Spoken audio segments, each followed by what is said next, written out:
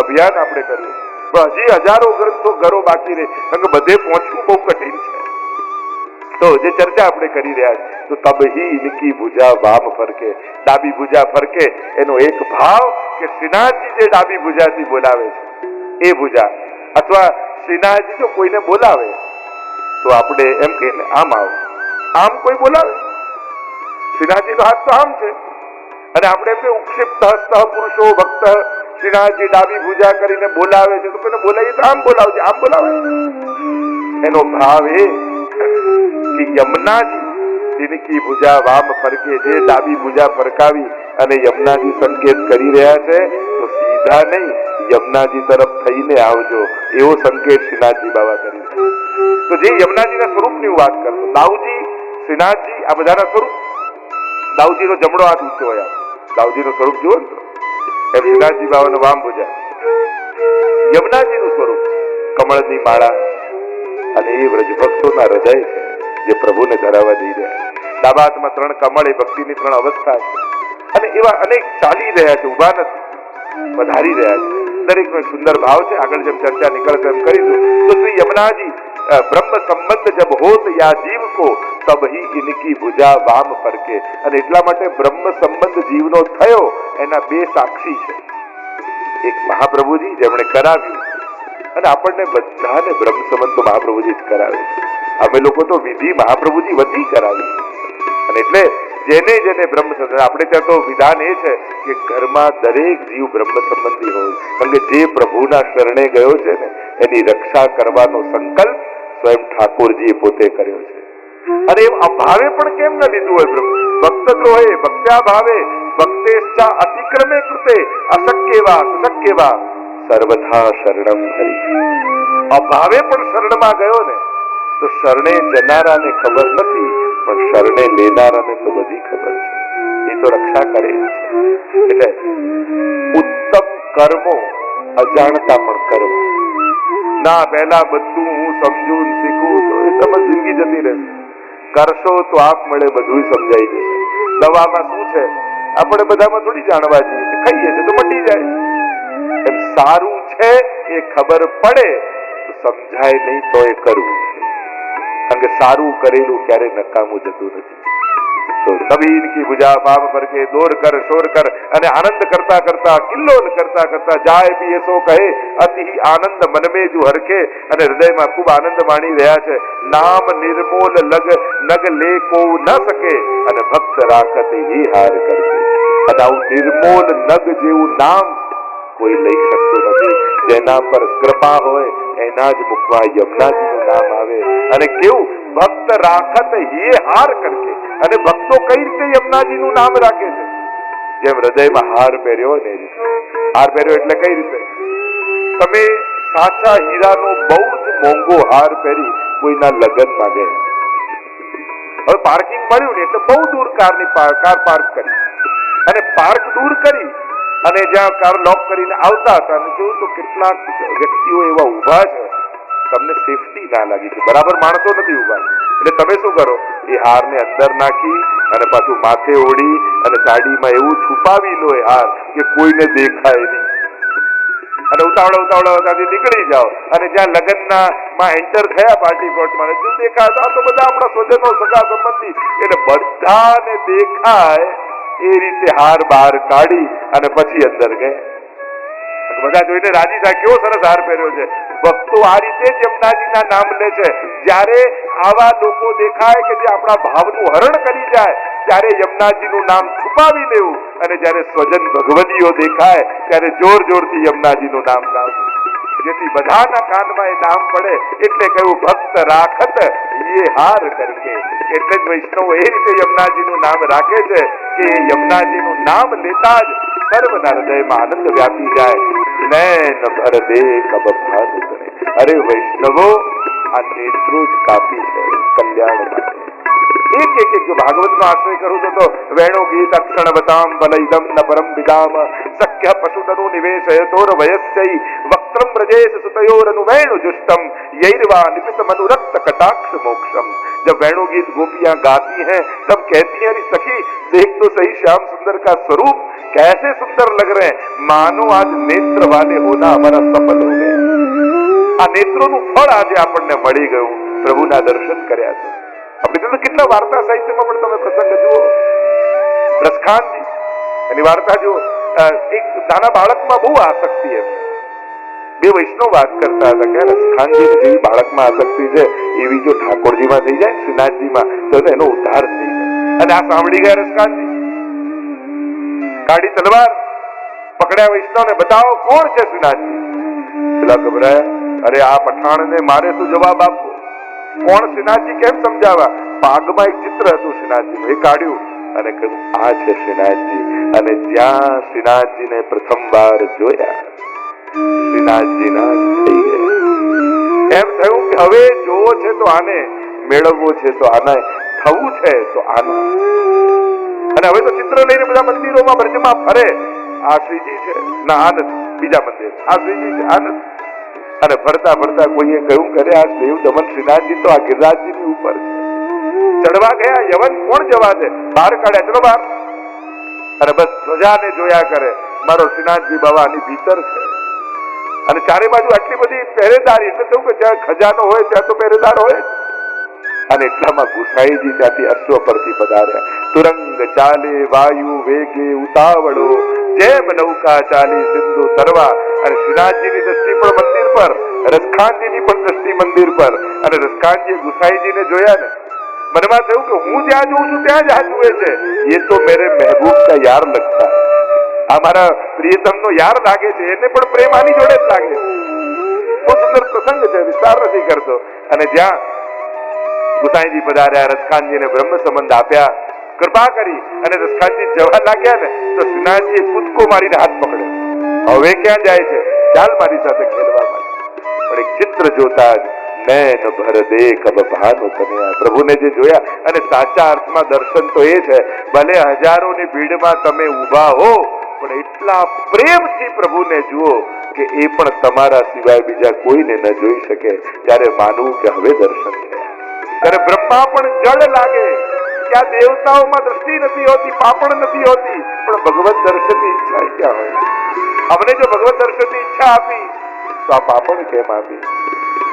जड़ उदीक्षताम पक्ष्मकृतृषाम, आ ब्रह्मा तो हमने जड़ देवा लागे। आवो भाव नैन भर दे अब भानु तने।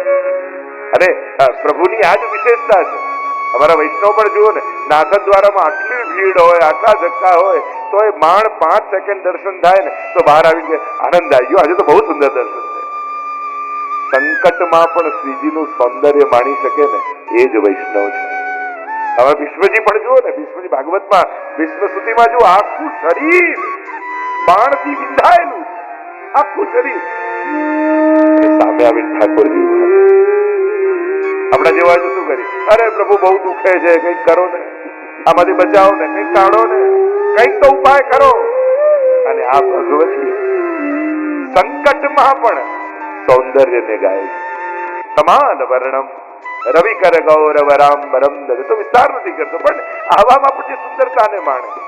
આપણે તો વાર્તા સાહિત્યમાં કેટલા પ્રસંગો આવે, ચૌડાની વાર્તા આવે, રોજ શ્રીજીના દર્શન કરવા જાય। રાજભોગનો નિયમ જ, એક દિવસ બહુ મોડું થઈ ગયું, દ્વાર બંધ થઈ ગયા, એવો તાપ થયો કે એવો મારો કયો અપરાધ થયો, શ્રીજીના દર્શન નિજ મંદિરની પાછળની દિવાલમાં આવીને માથું પછાડવા લાગ્યો, હે શ્રીજી મારો નિયમ તૂટ્યો, કયો અપરાધ મારાથી થયો, આજે આપના દર્શન ન થયા। અને એનો તાપ શ્રીજીથી સહન ન થયો, પોતાની છડી ઉપાડી શ્રીનાથજી બાવાએ। અને ઇતિહાસ એમ લખે છે કે છડીથી દિવાલમાં ખોદી બખોલ પાડી અને શ્રીનાથજીએ મુખારબિંદના દર્શન કરાવ્યા। આ દર્શનની લાલસા નૈન ભર દેખ અબ ભાન કરે। આ નેત્રો એટલા ભરી લે કે બીજા કોઈ વિષય ને વિકાર માટે જગ્યા જ ન રહે। ભરી સરાય રહીમ કી પથિક આપ મુડ જાય। રહીમજી પર દો કહે છે ને કે જેમ કોઈ મુસાફર જતો હોય ને રોકાવા માટે કોઈ ધર્મશાળામાં આવ્યો, પણ એને ખબર પડે કે કોઈ ઓરડો ખાલી જ નથી, બધા ભરાયેલા છે, તો એ આગળ નીકળી જાય। એમ જેનું હૃદય ભક્તિથી ભરાયેલું હોય, વિકારો આવે ખરા પણ એને થાય કે અમારા માટે તો જગ્યા જ નથી, એટલે આપમેળે આગળ નીકળી જાય। એમ નેત્રો સામે અનેક દ્રશ્યો આવે, પણ જેના નેત્રો શ્રી યમુનાજી અને શ્રીજીની મધુરતાથી ભરાયેલા હોય તો બીજા કશા વિષયો માટે જગ્યા જ ન હોય. આ નેત્રો બહુ મહત્વના છે ભક્તિમાં. આ નેત્રોના કેટલા ભાવો આપણે ત્યાં કયા છે. આજ આપણે તો આજકાલ તો બોડી લેંગ્વેજ નું ચાલે છે ને, આમ ઉપર જોતો હોય કે ચિંતામાં છે, નીચે જુઓ તો ઉદાસ છે, આજુબાજુ આપણે તો કઈ વિચારી રહ્યો છે, એટલું બોડી લેંગ્વેજ નું આંખોમાંથી કેટલા બધા ભાવો આપણે ત્યાં કહીએ. પણ એક વાત ચોક્કસ છે, ઘણાની આંખો બહુ સારી હોય તો કદાચ નજર સારી ના હોય. પ્રભુના તો નેત્ર મધુર છે, દ્રષ્ટિ પણ મધુર છે. ગોપીઓ તો એ દ્રષ્ટિનું કહે છે કે આપ અમારી ઓર નિહારો ને ત્યારે અમને બાણ વીજતા હોય, કમલ સી અખિયા લાલ તિહારી તિનસો તક તક તીર ચલાવત બેનત છતિયા. નેત્રોને પણ કેટલી ઉપમા આપણે ત્યાં, અત્યારે એનો વિસ્તારનો સમય નથી, પણ પ્રભુના નયનમ મધુરમ એ નેત્રોને કેટલી ઉપમા આપવા. કોઈ કમળ કે, કોઈ ભ્રમર કે, કોઈ ખંજન પક્ષી જેવું કહે, કોઈ મીન જેવા કહે, અનેક પ્રકારથી નેત્રોના વર્ણન. અહીંયા નૈન ભર દેખ અબ ભાનુ તને, એટલા પ્રેમથી એની સામે જો કે નેત્રો દ્વારા હૃદય ભરાઈ આવે ભાવથી. નૈન ભર દેખ અબ ભાનુ તનયા. કહ્યું કે આ પ્રભુ બધા કદાચ ના લઈ શકાય, પણ જેટલું આપણે લઈ શકીએ એટલું. ભ્રમર તબ હી પડે શ્રમ જલ ભરત આનંદ બને, કેલી પીએસો કરે ભ્રમર તબ હી પડે. યમુનાજીમાં તમે જાઓ ને તો યમુનાજીના દરેક અંગની મહત્તા છે. યમુનાજીના લહેર, યમુનાજીના ભ્રમર, યમુનાજીમાં ખીલેલા કમળ, યમુનાજીના ઘાટ, યમુનાજીના પુલીન, એટલે કે બેટ જેવો ભાગ હોય ને એને પુલીન કહેવાય. તિહારો પુલીન મોહી ભાવે, એવા દરેકની મહત્તા અને વિશેષતા કહી છે. લહેરો દેખાય તો પૂજાનો ભાવ કરો. ભ્રમર એ તો એમ માનો કેલી પીએસો કરે, માનો ઠાકોરજી ને સ્વામીજી એકબીજાનો હાથ પકડીને સુંદરડી ખાતા હોય. આપણે તો જયારે ભ્રમર દેખાય ત્યારે એવો ભાવ કરો કે ઠાકોરજી કેલી પીએસો કરે, સ્વામીજી સુંદર નૃત્ય કરી રહ્યા છે. કમળ દેખાય, અષ્ટપદીમાં ગુસાઈજી કહે આ કમળ કમળ નથી પણ યમુનાજીના નેત્રો છે, એવો ભાવ કરો. કારણ કે જયારે રાત્રિના સમયે યમુનાજીમાં કોઈ નાખી દે, એટલે મહારાજ ચાલતો હોય અને ઠાકોરજી યમુનાજીમાં પધારે ત્યારે યમુનાજીને એમ થાય આ બે નેત્રોથી દર્શન પૂરતા નહીં થાય, તૃપ્તિ નહીં થાય. શું કરું કે હજારો નેત્રો તો પોતાની ભીતર અનેક પોયણાઓ ઉગાડે અને પોયણાઓ ખીલે તો ગુસાઈજી કે હજારો નેત્રો યમુનાજીએ પ્રગટ કર્યા, એનાથી ઠાકોરજીની રાસલીલાના દર્શન કરી રહ્યા. અને સવારના સમય પોયણા બંધ થઈ જાય ને કમળ ખીલે ને લાલ હોય, ત્યારે ગુસાઈજી કહે આ લાલ કમળ શું છે? તો કહ્યું કે આ લાલ એટલા માટે છે કે આખી રાત જાગ્યા હોય ને તો આંખો લાલ થઈ જાય. આખી રાતનો ઉજાગરો યમુનાજીને છે એટલા માટે લાલ લાલ કમળો ખીલી, અને એ રાતના રાસ સમયના દર્શન હજી નેત્રોમાં એનો રસાવેશ છે. એટલે જો યમુનાજીમાં લાલ કમળ દેખાય તો ભાવ કરજો કે યમુનાજીને રાસનો રસ હજી એમના નેત્રોમાં છે. એ રૂપે મને કમળના દર્શન નથી થયા, યમુનાજીએ મારા પર કૃપાની દ્રષ્ટિ કરી. કમલમ મધુરમ એમ કહ્યું. યમુનાજીના હાથમાં જે કમળનું ફૂલ છે ને એનો આખો ભાવ કયો કે યમુનાજીના હાથમાં કમળનું ફૂલ અને એ પુષ્ટિ માર્ગનું મૂળ. મહાપ્રભુજીના ચરણમાં 15 ચિહ્નો છે. કમલ ધ્વજા પતાકા કોઈનો દોયનો વિસ્તાર નથી કરતો, અને એ કમળના ચિહ્નમાંથી આખી અલૌકિક લીલા સૃષ્ટિનું સર્જન. જેમ સાધારણ સૃષ્ટિનું સર્જન ભગવાનની નાભીમાંથી કમળ અને કમળમાંથી બ્રહ્માજી અને સમગ્ર સૃષ્ટિનું સર્જન છે ને, એ આખી આ પંચ ભૌતિક સૃષ્ટિ છે. એ જ રીતે લીલાની આદિ દૈવિક અલૌકિક સૃષ્ટિનું સર્જન મહાપ્રભુજીના ચરણમાં રહેલા કમળમાંથી થયું.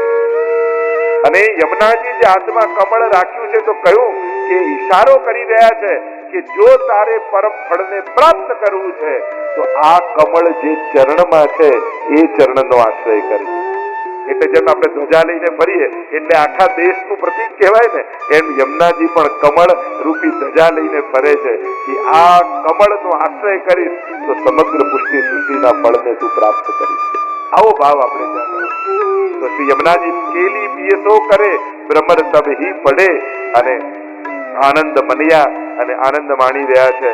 અને કયું ચલત ટેડી હોય લેત પિયકો મોહી. વક્રતા એ સુંદરતાની અભિવૃદ્ધિ કરનારું છે. ઠાકોરજી માટે પણ કહીએ ગિરધર સબહી અંગ કો બાકો બાકી ચાલ ચલત ગોકુલ મેં. અને એટલા માટે આપણા પુષ્ટિ સ્વરૂપો બધા વાંકા છે.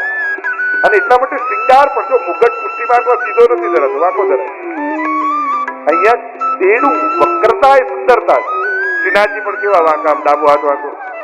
શ્રી કૃષ્ણ પણ ત્રિભંગી લાલ કહીએ છે, લલિત ત્રિભંગી એક નામ છે ને, એટલે કે ગળાથી વાંકા, કમરથી વાંકા અને ચરણથી વાંકા. ત્રિભંગી એટલે કેવાય ત્રણ જગ્યાએથી પ્રભુને ભંગ છે. અને એમ પણ દિવાલમાં સીધી ખીલી હોય ને સીધી નીકળી જાય, એકવાર વાંકી થઈ જાય પછી કાઢવી બહુ અઘરી. આ કૃષ્ણ પણ વાંકો એટલા માટે જ છે કે એકવાર દિલમાં ઘૂસ્યો પછી એને કાઢવો બહુ અઘરો, પછી જલ્દી નીકળે એમ નથી. એટલે કહીએ કે પેલું આમ ઘણો ઘણી વાર પેલા જૂના જમાનામાં કુવામાં પડી જાય, જલ પેલા કુવામાં ભરવા જતા અને ઊંધો થઈ જાય પછી કાઢવો કઈ એટલે પેલું બિલાડી જેવું આવે, વાંકા પેલું હોય ને કાંટા હોય, અને એ નાખો અને પછી એમાં ભરાઈને આવે. એમ આપણે આ બધા ભવકૂપમાં ઊંધા પડેલા ગળા જેવા છે. આ કૃષ્ણ રૂપી વાંકા વક્રતા જયારે આવશે ને એ ખેંચીને આપણને બહાર કાઢશે અને તો જ બહાર નીકળીએ એમ છે. અને કઈ ભાવ વક્રતા પણ ગિરધર સબહી અંગ કો બાંકો બાકી ચાલ ચલત ગોકુલ મેં. એમ સમગ્ર વક્રતા એની કઈ એમાં જ એની સુંદરતા છે. આ તે જો વચનની પણ વક્રતા એ પણ સુંદરતા, ઉભા રહેવાની વક્રતા એ પણ સુંદરતા. અનેક પ્રકાર જો આપણે ત્યાં દાન લીલામાં ને કેવા પદ આવે છે, ગોવર્ધન કી શિખર તે મોહન દીની ટેર અંતરંગ તો કહતે હૈ ગ્વાલિન રાખો ગેર. અને કહ્યું કે હે કહું તેરે બાબા કી ચેરી તા પર જોટા નૈન નચાવત. હે કહું તેરે બાબા કી ચેરી. આ તેનો દાન લેવા આવી ગયો. તારા બાબાને કોઈ ચેરા છે કે તારા માટે બધું કરીએ જા નહીં મળે. મનમાં તો ઈચ્છા બહુ છે કે આ લૂંટી લે, બધું લઈ જાય, એના માટે તો બનાવ્યું છે. પણ આ વાંકો એવો છે ને એને એમ કહો ને કે લો તમારા માટે, તો કે ના ના મને તો ભૂખ જ નથી, આ ના જ પાડે. પણ એને એમ કહો કે ના ના તને નહીં મળે તો એને થાય હવે તો લઈને જ રહી. અને બધી જ લીલા ઉલટી છે. એટલે જ મહાપ્રભુજી મધુરાષ્ટકમાં કહ્યું વમનમ મધુરમ. વમન કોને કહેવાય? ઉલટી ને વમન કે છે. તો ભગવાનની દરેક લીલાઓ ઉલટી છે, ઊંધી છે, બધી જ લીલા ઊંધી. હવે જેના ઘરમાં 9 લાખ ગાયો રોજ દુહાતી હોય એને કોઈ દહીં દૂધની કમી હોય? અને તોય રોજ જાય. કારણ દહીં બનાવતા ગોપીઓના આંખમાં જળજળી આવી જાય. પ્રભુ અમારે ત્યાં તો આટલું છે પણ તારા માટે બનાવ્યું છે, અને આટલા ભંડાર ભર્યા છે, આ બટેરામાં તને અમે શું માખણ આરોગવાના, તારા સુધી કેમ પહોંચાડવાના? પ્રભુ કે તું ન પહોંચી શકે, હું તો તારા ઘરે આવી શકું ને. ભલે ને ગામના લોકો ચોર કે, પણ તારો મનોરથ પૂરો થતો હોય તો ચોર કેવડાવાય તૈયાર. અને જેના ઘરે આટલા ભંડાર ભર્યા હોય એ ચોરી કરે. એમાં તો પ્રભુની મધુરતા છે ને વક્રતા છે. આવા તો અનેક લીલાઓમાં